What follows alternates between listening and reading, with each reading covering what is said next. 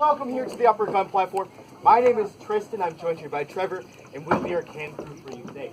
So before we go and fire off this cannon for you, though, well, you might be a little interested in, well, what this cannon is in the first place. This cannon here is a model 1841 6-pound smoothbore field gun. That's a long technical term, so simply, the soldiers were referring to it as a 6-pounder. So does anyone know, or can anyone tell me why they would be referring to it as a 6-pounder? So feel free to shout it out. 6-pound cannonball. Exactly correct. You are all exactly correct. The 6-pound cannonball, the 6-pound shot. And so with that being said, though, soldiers called it the 6-pounder. Trevor and I, we are dressed to represent men from the 23rd Regiment of the United States Infantry. Companies E and K were stationed here from 1884 to 1890. Now, while the soldiers were stationed here, however, they were at a reserve capacity. No frontline combat was taking place here at this time period. Instead, this was actually serving as the headquarters for the 2nd National Park, with the 1st National Park being Yellowstone. And so, soldiers here at a reserve capacity, well, they weren't necessarily trained to use this cannon. That is left to the job of artillerymen. And in addition, this would have been about a 40-year-old antique cannon by the standards. So to recap, they said meant a weapon they're not trained to use. That's a 40-year-old antique in the national park.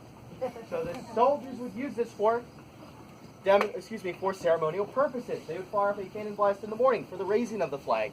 They'd fire it off in the evening for the lowering of the flag and for special federal holidays, such as the 4th of July. They would fire off a cannon blast representing each state of the Union, and then from there on, the gentlemen would be able to enjoy the rest of the day off. So what we're going to do, though, is we're going to fire off a cannon blast to welcome you all here today.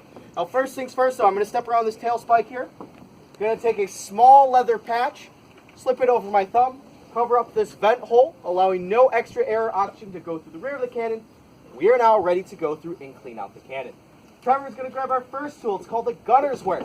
It's basically a corkscrew at the end of a stick. He's going to set it down and search the piece for any solid debris. So if he hooks on any solid debris, he will remove them with the gunner's worm. And so it's very important that you remove those solid debris, because solid debris from previous cannon firings, well, they could still be smoldering. They could still have flames and embers in the barrel here. To make sure that's clean and clear before you load in your next charge. So once we're satisfied with worming out the gun here, we'll move on to our next tool called the wet swab. Now the wet swab, as the name implies, Trevor's going to take it. He'll dunk it in a bucket of water and send it down the bore. Now the wet swab, it's basically a sponge, sheep's wool tacked onto a stick. And what this is doing by swabbing the gun out, we're doing two things. First, moisture will cool down the inner sleeve of this barrel. Second, we are actually creating the vacuum. So as he pulls it out, that small thunk is the sound of the vacuum breaking. So no oxygen in there will starve out any flames or embers. So now we're ready to load in our salute charge for you today. Our salute charge is about 4 to 5 ounces of black gunpowder. He will go through, seat it at the muzzle end, and then ram it down the barrel with the ramrod. Now, if we were in a combat situation here with a trained cannon crew of about 8 men, you would then have to load in 20 ounces of black gunpowder, about the size of a Pringles can there. Then you'd also have to load in your 6-pound cannonball. You'd be able to fire that accurately from this position about half a mile, about the edge of the brick walls out there, and you could hope to hit a ship-sized target 1 out of every 3 shots. So with that, we'll now roll this cannon into firing position. To the front, march. Now, we're almost ready to fire this cannon, but we still need to do 2 things here for the firing process. We need to prime the charge. So what's going to happen is Trevor's going to take a brass wire pick. He's going to send it down the touch hole that I was covering, and that will poke a hole in the powder charge. Now that we've poked a hole in the powder charge, we're ready to place our ignition device, or what we'll use to fire off the cannon. This device we're using is called a friction primer. It's a brass hollow tube filled with finely ground black gunpowder, and at the head you have a substance called fulminated mercury. Fulminated mercury is highly friction sensitive, so simply Trevor will attach a lanyard.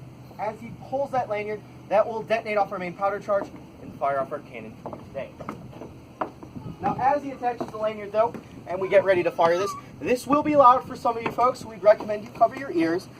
In addition though, this also presents a fantastic photo opportunity, great for postcards and such, so you may cover your ears at this time or get out your cameras wherever your priorities lie. Alright, so we are ready to fire this cannon. There are only 2 commands to fire this cannon. They are ready, fire! And well, what we just had happen here was a misfire. So something in the process here went wrong. Perhaps there could be a hang fire too, so it still potentially could go off. But what we mean by a misfire is that the spark didn't necessarily travel down and detonate off the powder charge. Perhaps the charge wasn't seated correctly, or perhaps the charge wasn't pierced by that pick. So a lot of variables go into firing this cannon off, and down the line there, something can always potentially go wrong. So that being said though, we're going to give it a few minutes to rest it, just in case there is in fact a hang fire, meaning the spark is still lingering there but it hasn't touched any powder. In the meantime though, we'll sit here and wait for a few moments. But this cannon here, with it being a piece of field artillery, a lot of times people ask, well, why isn't it chained down if you're in a firing position with the recoil and such? And that's a very good question that's often brought up. And the reason why it's not chained down is because pieces of field artillery are meant to be rather mobile. If we had our full crew of about 6 to 7 men here, some soldiers' jobs would be simply to wheel that gun back into position and reposition it for the next firing. So the recoil would be about 6 feet though. It would be about from where the gun is positioned for battery, would roll back roughly about where that black bench is. And so, if you have any questions though as we wait about another minute or so, we'll be happy to answer them. How often do you guys get a hang fire? That's a good question. So it does happen every now and then. The real, sometimes on the first try with just the way the cartridge is set up or what have you, it happens every now and then, unfortunately. And yes, sir, I saw your hand. I wondered about is that a jack on the back to put a foot down to keep it in place or break? Well, that's a good question, sir. So this tail spike here is to reposition the gun left and right here as well. And so as simply used for aiming devices. Yes, young man. This one was about like the you know the kids' quarters? Are you allowed to bring the muskets out of the kids' quarters? That's a good question. And so with the kids' quarters there, we have all that stuff on display for you guys to go on and try, but we like to try to keep this stuff in there so other people can go into and use that when we're all done playing in there. Good question. Yes, ma'am. How many cannons total were at the fort at any given time? Like what was the maximum number? That's a good question. So it would really depend. So if you take a look here on this upper gun platform here, you could probably fit comfortably 2 or 3 artillery pieces side by side here. And you take a look behind here with the block houses as well. Those also have holes there to position cannons as well. Yeah, I saw that in the kids' quarters. Like, I pulled out Oh yeah, exactly. Yeah, there's also a toy cannon there too for the kids' quarters. So for those of you who are interested, yeah, I had fun with that. I'm glad you had fun with that. It's a really good time in there. I'm gonna give Trevor another friction primer here. He's gonna go through diagnose the weapon, pick it again. We'll position it. We'll try it again here.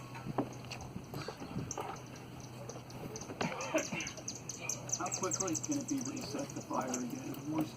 Oh, that's a good question. So, technically speaking, cannon crew, if they're skipping safety steps, so if they're skipping sponging the gun out and just simply loading down charges, you can fire that off 15 to 30 seconds.